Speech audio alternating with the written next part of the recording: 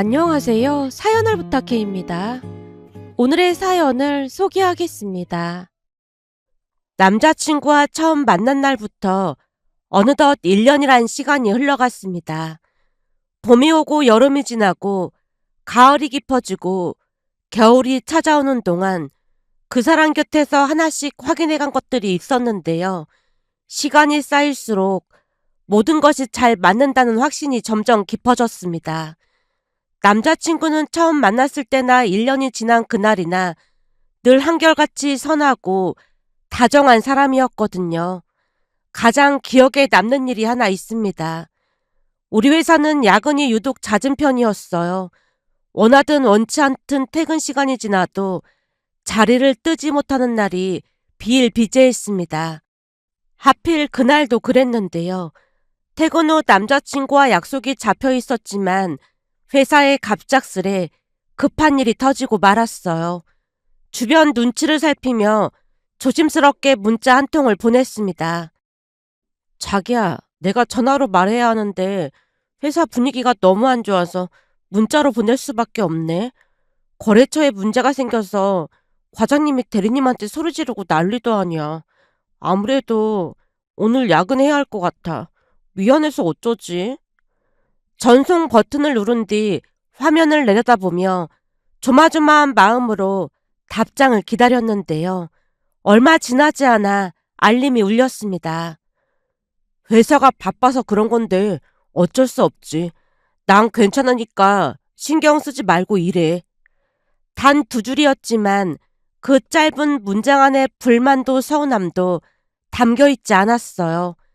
안도가 밀려오는 동시에 미안한 마음이 더 깊어졌습니다. 이해해줘서 정말 고마워. 근데 미리 예약했다던 레스토랑은 어쩌지? 거기 어렵게 예약했다고 했잖아. 그 레스토랑은 남자친구가 몇 주 전부터 공들여 잡아둔 곳이었거든요. 예약이 쉽지 않다며 들뜬 목소리로 알려줬던 게 떠올라 마음이 더욱 무거워졌습니다. 친구 커플도 그 레스토랑 가고 싶다고 했었는데 대신 갈 수 있는지 한번 물어볼게.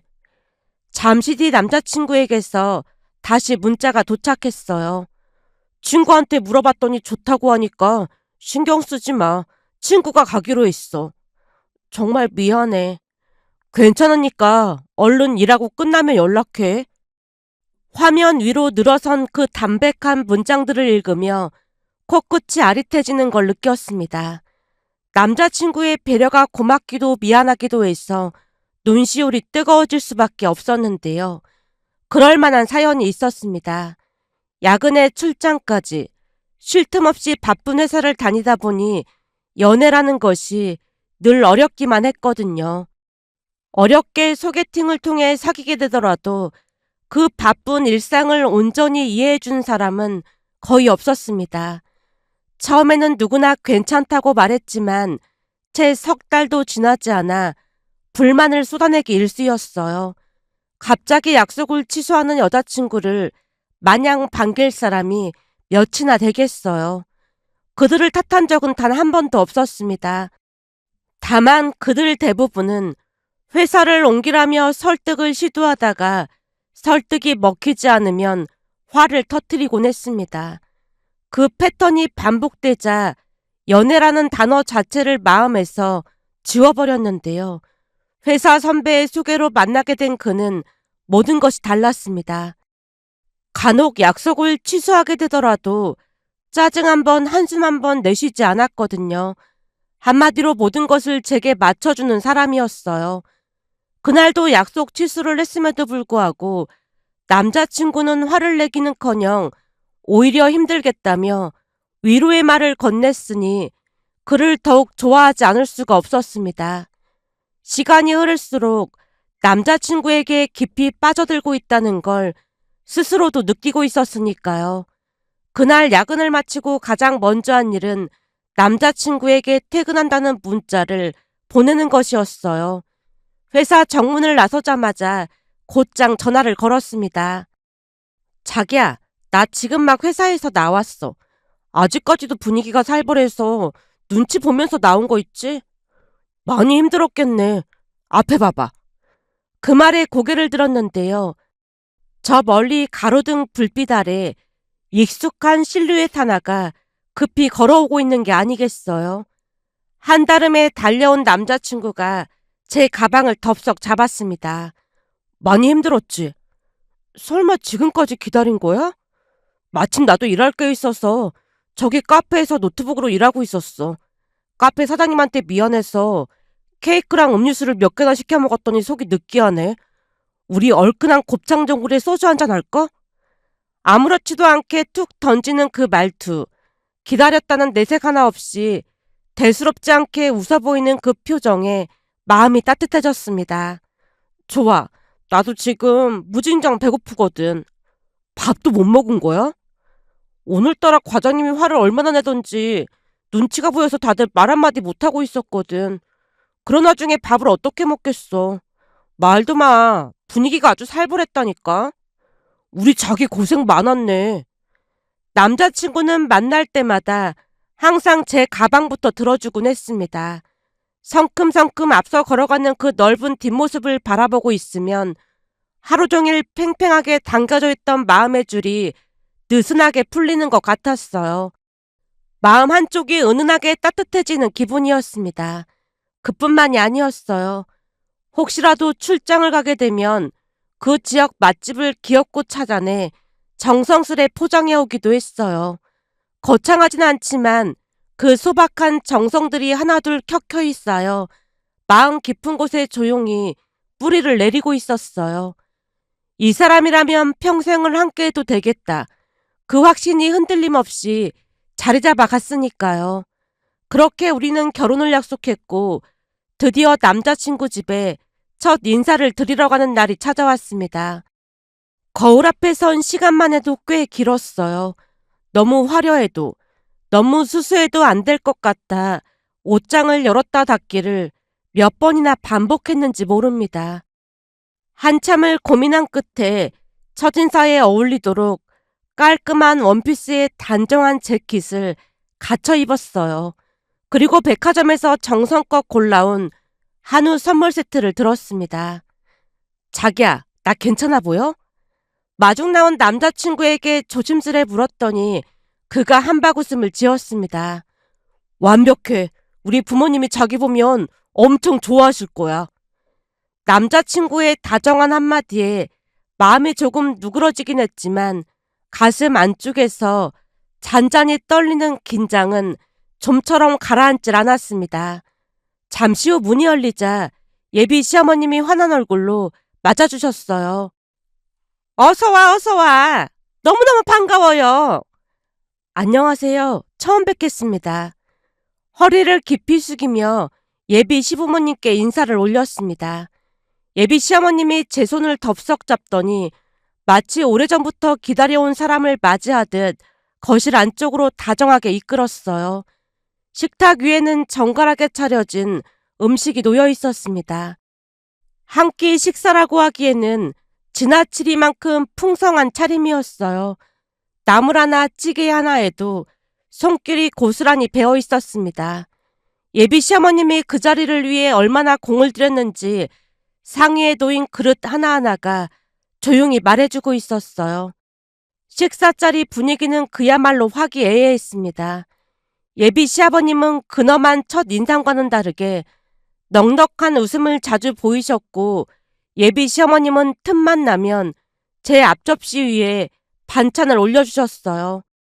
남자친구는 그 옆에서 연신 흐뭇한 눈빛을 보내왔고요. 좋은 분들이라 정말 다행이다.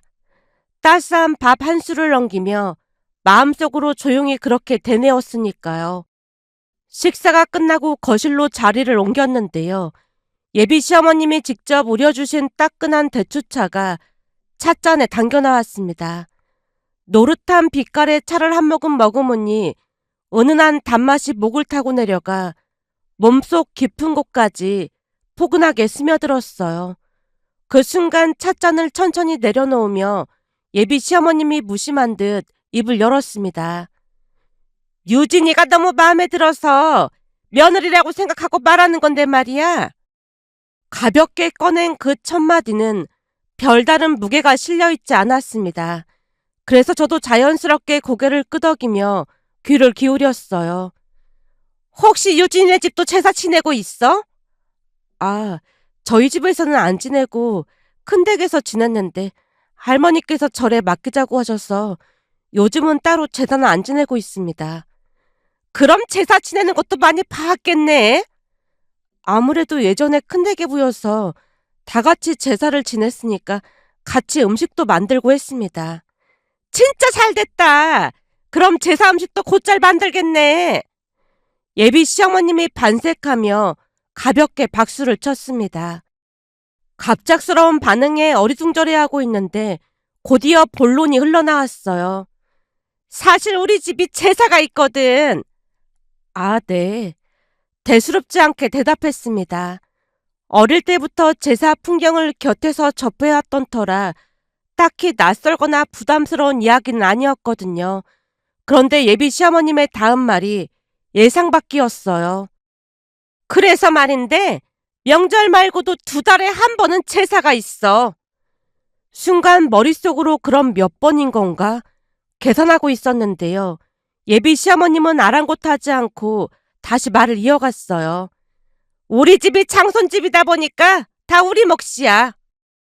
손가락을 꼽으며 하나하나 세어나가는 그 목소리는 여전히 담담했지만 나열되는 제사의 수가 늘어날수록 제 표정은 조금씩 그리고 확실하게 굳어져 갔습니다.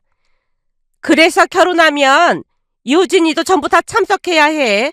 장손집 며느리인데 당연한 거지. 안 그래? 순간 고개를 돌려 남자친구를 바라봤더니 그는 멋쩍은 웃음만 짓고 있을 뿐 아무런 말도 하지 않았어요. 집으로 돌아오는 길 남자친구가 데려다 주겠다며 따라 나섰습니다. 괜찮다고 몇 번이나 손사래를 쳤지만 굳어진 제 표정을 살핀 그는 고집을 꺾지 않았어요. 결국 나란히 차에 올랐지만 차 안은 무거운 침묵으로 가득 찼습니다. 한참은 아무 말도 꺼내지 못한 채 입술만 달싹이다 겨우 목소리를 짜냈어요. 자기야, 나 솔직히 말할게. 오? 이런 말해서 정말 미안한데 명절까지 하면 제사가 엄청 많은 거잖아. 우리 회사가 바쁘기도 하고 그러다 보니 챙길 자신이 없어. 그 말을 꺼내는 순간 코끝이 시큰해졌습니다. 그때까지는 그 사람을 정말 많이 사랑했기에 그런 현실적인 이야기를 입 밖으로 내야 한다는 것 자체가 쉽지 않았거든요. 결혼하면 매번 제사 때문에 휴가도 내야 할 거고 그렇게 많은 제사를 챙겨야 한다고 생각하니까 막막하고 솔직히 엄두가 안 나. 목소리가 점점 잦아들었습니다. 핸들을 잡고 전방을 응시하던 남자친구가 잠시 말이 없더니 이내 차를 조용히 한쪽 길가에 세웠어요.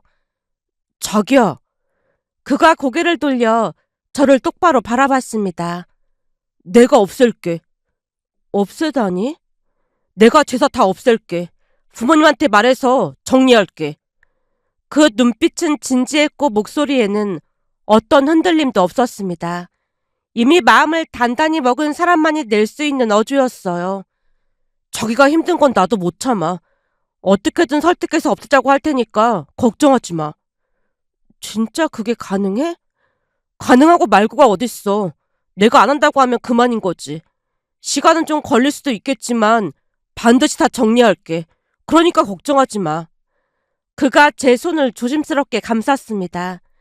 크고 따뜻한 손바닥의 온기가 얼어붙었던 불안을 조금씩 아주 조금씩 녹여주는 것 같았어요. 자기야, 나 믿지? 그의 간절한 눈빛을 마주하며 조용히 고개를 끄덕였습니다. 알았어. 자기 믿고 기다릴게. 분명히 약속할게. 그동안 내가 자기한테 언제 거짓말한 적 있어? 내일은 걸고 맹세할게. 주먹을 불끈 쥐며 힘주어 말하는 그 모습에 팽팽하게 당겨져 있던 긴장이 스르르 풀리며 저도 모르게 피식 웃음이 새어나왔습니다. 적어도 그 순간만큼은 그가 하는 말을 믿어도 되겠다는 생각이 들었고 그래서 믿기로 했습니다. 그 눈빛을, 그 목소리를, 제 손을 감싼 그 온기에 단 한치의 의심도 품지 않은 채로 말이죠. 하지만 그것이 얼마나 순진한 믿음이었는지 그때는 미처 알지 못했습니다. 그 이후 우리는 본격적으로 결혼 준비에 속도를 내기 시작했습니다. 예식 날짜를 잡고 드레스를 예약하고 예식장과 스드메를 하나하나 비교해가며 퍼즐 조각을 맞추듯 빈자리를 채워나갔어요. 바쁘고 정신없는 나날이었지만 함께 미래를 그려나간다는 설렘이 그 모든 피로를 가볍게 덮어주었습니다. 그렇게 분주한 일상을 보내던 어느 날 예비 시어머님에게서 뜬금없이 전화가 걸려왔어요. 유진아, 우리 현수한테 물어봐서 전화했는데 괜찮지? 네, 어머님. 안녕하세요. 수화기 너머로 흘러나오는 예비 시어머님의 목소리는 여느 때처럼 부드러웠습니다. 그래서 별다른 경계 없이 귀를 기울였는데 그 다음 말이 예상 밖이었어요. 우리 곧 제사를 지내는데 혹시 다음 주 화요일 휴가 내고 참석할 수 있겠니? 네? 다음 주 화요일에요? 그날이 하필 현수 할아버지 제사거든. 니들 결혼 전에 제사에 참석해서 할아버지께 인사를 드리는 게 좋을 것 같거든. 갑작스런 말에 눈이 둥그레졌습니다. 평일에 휴가까지 내고 제사에 참석하라니 입이 쉽게 떨어지지 않았어요. 우리 집이 제일 큰 집이라 제사상 크기도 크고 총류도 많아. 그래서 다들 아침부터 준비해야 저녁에 딱 맞게 준비되거든. 내가 현수한테 전화라고 했는데 아직 못 들었나 보구나. 아, 네. 아직 들은 얘기가 없어서요. 암튼 다음 주 화요일 제사는 중요한 제사니까 꼭 참석했으면 좋겠구나. 그날 친척들도 다들 모이거든. 순간 아무 생각도 떠오르지 않을 만큼 멍해지는 기분이었습니다. 분명히 남자친구는 제사를 없애겠다고 약속했고 이름을 걸고 맹세한다던 그 단호한 목소리가 귓가에 아른거렸습니다. 그런데 없애기는커녕 결혼도 하기 전에 휴가를 써서 참석하라는 연락이 예비 시어머님을 통해 날아온 겁니다. 대답을 하지 못한 채 머뭇거리고 있었는데요. 아직 정식 며느리는 아니니까 재료 손질하고 가볍게 도와주면 될 것 같아. 사람이 많아서 진짜 간단한 것만 도와주면 되는데 그 정도는 할 수 있지? 예비 시어머님은 대단찮은 부탁이란 듯 가볍게 웃었지만 말이 이어질수록 내용은 한층 더 구체적으로 변해갔습니다. 아버지는 자꾸 부르지 말라고 하는데 결혼 전 제사에 참석해서 분위기 파악하면 좋잖니. 그 순간 휴대폰 저편에서 예비 시아버님의 목소리가 끼어들었어요. 어차피 나중에 많이 할 텐데 뭐하러 벌써 부른다고 난리야. 그 말이 귓전을 스치는 순간 등골이 서늘해졌습니다. 나중에 많이 할 테니 짧은 한마디였지만 마치 이미 정해진 미래를 선고하는 예언처럼 들렸다고 해야 할까요? 가슴 한복판에 돌덩이를 얹어놓은 것처럼 묵직한 무게가 내려앉았습니다. 유진아, 내 말 듣고 있는 거니? 아, 네, 듣고 있습니다. 올 거지? 올 수 있는 거지? 그게 회사에 확인해봐야 해서 알아보고 연락드리겠습니다. 그렇지. 회사에 확인은 해봐야겠지. 그럼 확인해보고 연락 주렴. 네, 알겠습니다. 당황한 나머지 회사 핑계를 대며 간신히 통화를 마쳤습니다. 통화 종료 버튼을 누르던 순간 깊게 참았던 숨이 한꺼번에 쏟아져 나왔어요. 그리고 곧 떨리는 손가락으로 남자친구에게 전화를 걸었습니다. 자기야, 어머니께서 제사 때 와서 도와달라시는데 혹시 알고 있었어? 내가 전화하지 말라고 했는데 전화했나 보네. 전에 제사 없애기로 약속했잖아. 그렇게 약속하긴 했지. 약속하긴 했지라니. 그날 차 안에서 제 손을 감싸지며 이름 걸고 맹세한다던 그 사람이 맞는 건지 순간 귀를 의심했어요. 저기, 그 얘기는 만나서 다시 얘기하자. 알았어. 이따가 만나서 얘기하자. 전화를 끊고 난 뒤에도 내내 마음이 개운치 않았습니다. 뭐라 꼬집어 말하긴 어렵지만 남자친구의 목소리가 달라져 있었거든요. 그날 차 안에서 단호하게 내뱉던 그 무게감은 온데간데 없이 사라지고 휴대폰 너머로 전해진 건 어딘가 힘이 빠진 우물쭈물한 어조뿐이었습니다. 작은 균열은 늘 그렇듯 알아차리기 어려운 곳에서부터 시작되는 법이니까요. 그렇게 남자친구를 만났지만 평소처럼 반갑게 달려가는 대신 한 발짝 떨어진 거리에서 싸늘한 목소리로 말문을 열었어요. 자기야, 어머님 말씀이 무슨 소리야? 그게... 남자친구가 말끝을 흐렸습니다. 시선은 허공을 헤맸고 선뜻 대답이 이어지지 않았는데요. 그 짧은 침묵만으로도 충분했어요. 분명히 무언가를 감추고 있다는 확신이 들었거든요. 설마 나한테 거짓말한 거야? 팔짱을 낀 채 그를 똑바로 노려봤지만 남자친구는 별일 아니라는 듯 웃어 넘기려 했습니다. 재산은 곧 없앨 생각인데 이번 한 번만 도와주면 안 될까? 우리 결혼 앞두고 갑자기 제사 없애자고 하면 자기를 너무 안 좋게 볼까 싶어서 그래. 그러니까 결혼도 하기 전에 제사에 참석을 하라고? 내가 곧 없앨 거라고 했잖아. 그러니까 이번만 참석해줘. 그 다음에는 내가 알아서 할게. 달래듯 조심스러운 어조였습니다. 하지만 그 말 속에는 이미 너도 제사에 동참해라 라는 뜻이 또렷하게 담겨 있었어요. 겉보기에는 부드럽게 감싸여 있었지만 그 안에는 예상치 못한 날성 기운이 숨어있는 듯 했습니다. 결혼하고 나면 내가 반드시 없앨 생각이니까 자기는 나만 믿어. 그러니까 이번 딱 한 번만 참석해줘. 자기가 잘 몰라서 그러나 본데 원래 제사 없애거나 할 때 마지막 제사 지내면서 조상님들한테 알리고 그래야 하는 법도가 있어. 그런 걸 안 지켜서 큰 화를 입는 사람도 많거든. 그러니까 이번만 참석하자. 그 정도는 해줄 수 있잖아. 법도, 마지막 제사, 조상님께 알림. 그럴듯하게 포장된 말들이 줄줄이 이어졌지만 머릿속은 점점 복잡해지기만 했습니다. 이 사람이 진심으로 없앨 생각이 있는 건지 아니면 우선 한 발 들여놓게 하려는 건지 분간이 되지 않았어요. 나 지금 머리 아프니까 우선은 집에 가서 생각 좀 해봐야 할 것 같아. 알았어. 내가 데려다 줄게. 아니야. 오늘은 혼자 가고 싶어. 데려다 주겠다며 따라 나서는 남자친구를 뒤로 한 채 홀로 택시에 올랐습니다. 차가 출발하자 창밖 풍경이 뒤로 밀려갔지만 머릿속 생각은 도무지 정리가 되질 않았어요. 그때 문득 친구 소민이가 떠올랐습니다.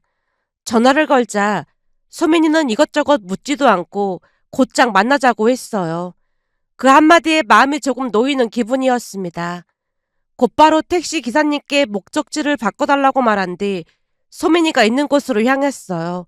저를 보자마자 소민이가 입을 뗐습니다. 목소리가 심상치 않아서 만나자고 했는데 역시나 뭔 일이 있나 보네. 목소리만 듣고도 그게 느껴져? 너랑 나랑 하루 이틀 친구도 아닌데 그걸 모를까봐? 왜? 무슨 일인데 그래? 현수 씨네 집에 첫 인사 갔을 때 제사이기 때문에 약속 받아냈다고 했잖아. 그랬지? 근데 그게 왜? 아니, 갑자기 현수 씨 어머니한테 전화가 왔더라고. 현수 씨 어머니가 왜 전화를 해? 말도 마. 전화 통화했는데 어찌나 천불이 났는지 모른다니까. 왜? 무슨 일인데 그래? 소주잔을 기울이며 그간의 이야기를 쏟아놓았습니다. 뜬금없이 전화해서는 제사에 참석하라는 거야. 뭐? 제사라니? 그때 현수 씨가 다 없애겠다고 했다며. 친구의 물음에 고개를 떨군 채 잔을 비우고 있었던 일을 하나하나 풀어냈어요. 이야기를 끝까지 들은 소민이는 눈이 휘둥그레졌다가 이내 얼굴이 벌겋게 달아오르며 불같이 분노를 터뜨렸습니다. 뭐? 현수 씨가 진짜 그렇게 말했단 말이야? 그랬다니까. 마지막이니까 참석을 하라고 하는 거 있지. 현수 씨 그렇게 안 봤는데 실망이네. 들어보니 제사를 없앨 자신도 없으면서 그런 약속을 왜 해? 방금도 말했듯이 마지막 제사 때 조상님께 알려야 한다잖아. 웃기는 소리하고 자빠졌네. 너 설마 그 말을 믿는 건 아니지? 마지막 제사 때 인사를 드린다는 게 설득력이 있긴 하잖아. 유진아, 너 정신 똑바로 차려. 내가 볼 때는 너 속이고 우선 결혼부터 하자는 심보야. 소민이의 목소리에 단단한 확신이 실려 있었습니다. 잔을 내려놓으며 소민이 눈을 뚫어져라 바라봤어요. 설마 다른 사람도 아니고 현수 씨가 그럴 리가 없잖아. 네가 이렇게 순진하니까 내가 맨날 걱정하는 거야. 잘 들어. 내가 볼 때는 현수 씨는 제사 없앨 생각 1도 없어. 그러니까 확실히 단판 짓도록 해. 단판을 짓다니? 어떻게 단판을 지어? 제 물음에 소민이가 소주를 들이키고는 잠시 생각에 잠겼습니다. 안주를 집던 젓가락을 내려놓더니 이내 무언가 떠올랐다는 듯 입을 열었어요. 이렇게 하면 될 것 같아. 어떻게? 잘 들어봐. 우선 주말에 현수 씨네 집에 놀러 간다고 하고 찾아가. 같이 밥 먹고 난 뒤 살짝 제사 얘기 꺼내면서 현수 씨가 제사 없앤다고 했는데 이번이 마지막이냐고 물어봐. 그러고 나서는 그럼 100% 현수 씨네 부모님이 방방 뛰고 난리가 날 거야. 그런 집일수록 제사에 엄청 집착하기 마련이거든. 만약 현수 씨 부모님이 방방 뛰면서 제사 없앨 생각이 없다고 말하면 현수 씨가 널 속인 게 분명하니까 바로 헤어질 생각해. 지금 결혼식 준비 중인데 헤어지라고? 이혼보다 파혼이 낫다는 말도 못 들어봤어. 세상에서 가장 나쁜 인간이 거짓말하는 인간이야. 다른 사람도 아니고 결혼할 사람한테 거짓말을 한다는 게 말이나 되는 소리야? 너 무조건 내 말대로 할 생각해. 소민이는 숨 돌릴 틈도 주지 않겠다는 듯 말을 쏟아냈습니다. 우리 고종사촌 언니도 결혼 전에 뭔가 이상한 낌새를 느껴서 결혼 2달 남겨놓고 파혼했잖아. 이상한 낌새라니? 시댁이 무슨 집성촌이라나 뭐래나. 그래서 그 동네에 전부 친척이 모여 살고 있더래. 근데 거의 반나절을 같이 다니면서 일일이 큰절을 하라고 했다는 거야. 나중에는 다리에 힘이 풀려서 휘청했다는데 그 순간 뭔가 잘못됐다는 걸 깨닫고 거기서 도망쳤잖아. 그리고 바로 헤어졌어. 그때 우리 모두 잘했다고 응원해줬고 말이야. 그 이후 언니는 다른 사람 만나서 아주 잘 살고 있어. 소민이가 제 팔을 탁 쳤습니다. 그러니까 이상한 낌새 보이면 바로 런해야 하는 거야. 정에 이끌려서 지지부진하게 행동하면 인생 날아간다니까. 입에 거품까지 물고 연설을 쏟아내는 소민이를 바라보며 마음 한쪽에서 천천히 고개를 끄덕이고 있는 제 자신을 발견했습니다. 평소 소민이가 저를 얼마나 아끼는지 잘 알고 있었기에 흥분한 그 목소리조차 따뜻하게 느껴졌어요. 돌이켜보면 그동안도 소민이는 제가 놓치고 있던 것들을 짚어주며 이런저런 깨우침을 건넨 적이 한두 번이 아니었거든요. 안개처럼 흐려져 있던 판단이 소민이의 거침없는 말에 점차 또렷한 윤곽을 되찾아가기 시작했습니다. 그렇게 얼마 뒤 남자친구네 집을 다시 찾아갔습니다. 소민이가 일러준 대로 식사를 마치고 자연스레 제사 이야기를 꺼냈어요. 현수 씨가 제사를 없애겠다고 했는데 이번이 마지막 제사가 맞느냐고요. 그 한마디가 떨어지자마자 역시나 예상대로였습니다. 예비 시부모님이 방방 뛰며 난리가 났어요. 제사를 없애다니 무슨 소리냐며 목소리가 천장을 뚫을 기세였고 급기야 예비 시아버님이 아들인 남자친구의 뺨을 올려붙였습니다. 그 순간 온몸이 얼어붙었어요. 넋이 나간 채 그 광경을 바라보다가 정신을 차렸을 때는 이미 현관문을 박차고 밖으로 뛰쳐나온 뒤였어요. 셋이서 뒤엉켜 고성을 지르고 울부짖고 서로를 부여잡는 말 그대로 아수라장이었습니다. 그 이후 기겁을 한 채 남자친구에게 이별을 통보했습니다. 그런데 돌아온 건 사과가 아니었어요. 전남친은 저 때문에 집안이 풍비박산이 났다며 원망을 쏟아냈습니다. 자기가 얼마나 억울한지 모른다는 말만을 되풀이할 뿐 왜 그런 상황을 만들었는지에 대해서는 단 한마디도 하지 않았어요. 그 모습에 마지막 남은 미련마저 바스러져 버리고 말았습니다. 더는 망설이지 않고 그의 전화번호를 차단해 버렸어요. 하지만 그것으로 끝나지 않았습니다. 전 남친이 회사까지 찾아와 울며 매달렸거든요. 로비에서 벌어진 소란에 동료가 재빨리 경찰에 신고를 해줬고 그제서야 충격을 받았는지 그 뒤로는 더 이상 나타나지 않았습니다. 그 뒤 시간이 얼마나 흘렀을까요? 전 남친을 소개해줬던 회사 선배의 입에서 그의 결혼 소식을 전해 들었습니다. 누군가와 가정을 꾸렸다는 그 소식에 놀랍게도 별다른 감흥이 일지 않았어요. 마치 이미 오래전에 덮어둔 책의 뒷이야기를 전해 듣는 것처럼 담담하기만 했습니다. 그런데 전 남친과의 인연은 거기서 끝나지 않았어요. 어느 날 결혼을 앞둔 소민이가 바람 좀 쐬자며 함께 강릉으로 여행을 가자고 제안했어요. 대학 시절에도 종종 강릉으로 떠나곤 했던 터라 흔쾌히 고개를 끄덕였고 얼마 뒤 나란히 여행길에 올랐습니다. 그날은 맛집이 있다는 소민이의 말에 그쪽으로 발길을 옮겼는데요. 횟집에 들어가기 전 이곳저곳 구경을 하며 어슬렁거리던 중이었습니다.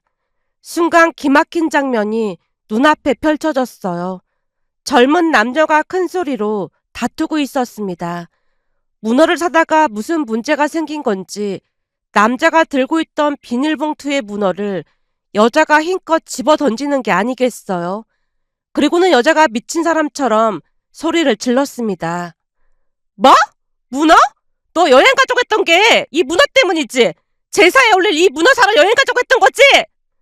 아니, 겸사겸사 온 게 맞는 말이지. 자기도 강릉으로 여행 온다고 신나 있었잖아. 근데 미친 사람처럼 왜 그러는 거야?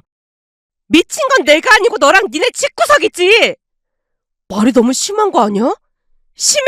뭐가 심해? 그럼 지나가는 사람 붙잡고 한번 물어볼까? 야, 너 왜 그래? 순간 숨이 멎는 줄 알았습니다. 다투고 있는 그 남자, 낯익은 뒷모습이 시야에 들어오는 순간 심장이 쿵하고 내려앉았어요. 전 남친이었거든요. 그리고 그 옆에서 울부짖고 있는 여자가 그의 아내인 듯해 보였습니다. 전 남친이 아내를 말리려 안간힘을 썼지만 그녀는 이성의 끈이 이미 끊어진 듯 외쳤어요. 저기요! 회사도 다니는데 회사가 아무리 바빠도 무조건 제사에 참석하라는 게 말이나 되는 소리라고 생각하세요? 아무리 아파도 제사는 무조건 참석하라는 게 말이나 되는 소리인가요? 유산까지 한마당에 제사에 참석하는 시부모가 정상인가요? 그 순간 근처를 지나던 할머니 입에서 거침없는 일갈이 터져나왔습니다. 지랄 연병하고 자빠졌네. 회사 다니는데 휴가까지 내고 뭔 놈의 제사를 참석해. 꼭 쥐뿔도 없는 것들이 제사에 환장해서 그 난리를 피우지. 이 지랄로 거리에서 쌈질하는데 뭔 놈의 제사를 지내줘. 내가 보니 제사 때문에 곧 이혼당하겠구만. 뭔 놈의 제사를 지낸다고 지랄이야 지랄이. 거기다 유상까지 앞마당에 제사에 참석을 하라고 해. 딱 보니 악기한테 올려서 집안 말아먹을 집구석이네. 남의 집 조상한테 악기라뇨. 집안 꼬라지가 이 모양인데 그게 뭔 놈의 조상이야 악기지. 할머니의 독설에 전 남친 아내가 큰 소리로 울음을 터뜨렸습니다. 그러자 방금까지 호통을 치던 할머니가 표정을 누그러뜨리며 조용히 그녀를 안아줬습니다. 할머니가 등을 토닥토닥 두드려주는 그 손길에 여자의 울음이 차츰 잦아들었는데요. 그 모습을 가만히 지켜보던 소민이가 조용히 입을 열었어요. 그러게 그때 내가 이혼보다 파혼이 낫다고 했잖아. 저 사람 너무 불쌍하다. 그러게 그때 네가 하는 말 안 들었으면 내가 저 자리에 있었겠네. 생각만 해도 끔찍하다. 그리고 저 사람 너무 안쓰럽다. 둘이 나란히 긴 한숨을 내쉬었습니다. 문득 전 남자친구에게로 시선을 돌렸는데요. 여전히 자기가 뭘 잘못했는지 모르겠다는 그 익숙한 표정이 얼굴 위에 고스란히 얹혀 있었어요. 예전이나 지금이나 변한 것이 하나도 없어 보였습니다. 그 사람들을 뒤로한 채 소민이와 나란히 바닷가를 거닐었습니다. 파도가 밀려들고 빠져나가는 순간마다 머릿속에는 수많은 생각이 한꺼번에 들이닥치듯 차올랐습니다. 그 할머니 말씀처럼 조상님이 정령 후손을 돌봐주는 존재라면 그 집안에 과연 저토록 깊은 불화가 깃들 수 있을까요? 제사를 지내지 않으면 벌을 내린다는 조상님이 과연 진정으로 좋은 조상님이라 할 수 있을까요? 그들의 모습이 오랫동안 머릿속에서 지워지지 않아 씁쓸한 마음에 이렇게 글 남겨봅니다. 오늘의 사연은 여기까지였습니다. 즐겁게 보셨다면 구독, 좋아요 부탁드립니다. 고맙습니다.